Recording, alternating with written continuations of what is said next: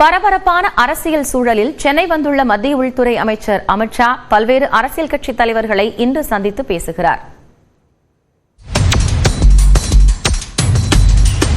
மத்திய உள்துறை அமைச்சர் அமித் ஷா 2 நாள் பயணமாக நேற்றிரவு தனி விமானம் மூலம் டெல்லியில் இருந்து சென்னை வந்தார். விமான நிலையத்தில் அவரை மத்திய இணையமைச்சர் எல் முருகன், பாஜக மாநில தலைவர் அண்ணாமலை, பொன் ராதாகிருஷ்ணன், நயினார் நாகேந்திரன், ஹெச் ராஜா, வானதி சீனிவாசன் உள்ளிட்டோர் வரவேற்றனர்.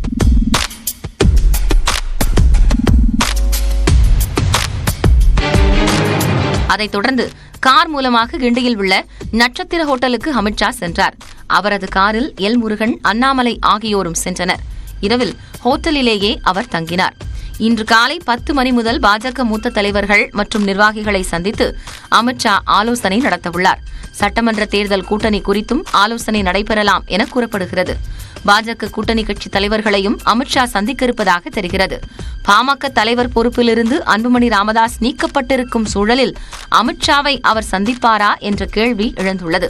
முன்னாள் முதலமைச்சர் ஓ பன்னீர்செல்வம் தனது சொந்த ஊரான தேனியில் இருந்து நேற்றிரவு அவசரமாக சென்னை திரும்பினார். முன்னதாக மதுரை விமான நிலையத்தில் அமித் ஷாவுடனான சந்திப்பு குறித்த கேள்விக்கு ஓ பன்னீர்செல்வம் விரக்தியுடன் பதிலளித்தார்.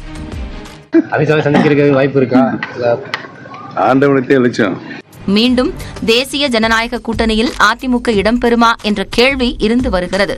சட்டப்பேரவைக்கு 5 நாட்கள் விடுமுறை விடப்பட்டுள்ள நிலையில் அதிமுக பொதுச் செயலாளர் Edappadi Palaniswami, KP Munusamy, SP Velumani, CV Shanmugam உள்ளிட்ட அதிமுக முக்கிய தலைவர்கள் சென்னையில் முகாமிட்டுள்ளனர். இதனால் அதிமுக தலைவர்களும் அமித்ஷாவை சந்திக்கலாம் என்ற எதிர்பார்ப்பு எழுந்துள்ளது. அரசியல் ரீதியான சந்திப்புகளுக்கு பிறகு நண்பகல் 12 மணி அளவில் மத்திய அமைச்சர் அமித் ஷா செய்தியாளர்களை சந்திக்க உள்ளது பெரும் எதிர்பார்ப்பை ஏற்படுத்தியுள்ளது. பின்னர் மாலை 4:40 மணி அளவில் மயிலாப்பூரில் உள்ள ஆடிட்டர் குருமூர்த்தி இல்லத்திற்கு செல்லும் அமித் ஷா சுமார் 1 மணி நேரம் ஆலோசனை நடத்தவுள்ளார். பின்னர் 6 மணி அளவில் அமித் ஷா டெல்லி புறப்பட்டு செல்கிறார். அமித் ஷாவின் இந்த பயணம் மிகுந்த எதிர்பார்ப்பை ஏற்படுத்தியுள்ளது. தமிழ்நாட்டில் தேர்தல் பணிகளை பாஜக தொடங்கிவிட்டதாகவும் அமித் ஷாவின் வருகை உற்சாகத்தை அளிப்பதாகவும் வானதி சீனிவாசன் தெரிவித்துள்ளார். எலெக்ஷன் வருதுன்னு சொன்னா ஒரு 1 இயருக்கு முன்னாடியே நாங்க வேலையை ஆரம்பிப்போம். அதே மாதிரி தமிழ்நாட்டிலையும் ரொம்ப அட்வான்ஸ்டா வேலையை பிளான் பண்றதுக்கு எப்பவுமே பிஜேபி தயாரா இருக்கும். இப்ப கூடுதலா உள்துறை அமைச்சரோட வருகை அப்படிங்கறது எங்களுக்கெல்லாம் ஒரு உற்சாகத்தை கொடுத்திருக்கு. மாநில தலைவருக்கான அந்த தேர்தல் விருப்பமனு இருக்கு. 10 ஆண்டுகளுக்கு மேலா இருக்கிறவங்க விருப்பமனு கொடுக்கலாம்னு சொல்லியிருக்காங்க.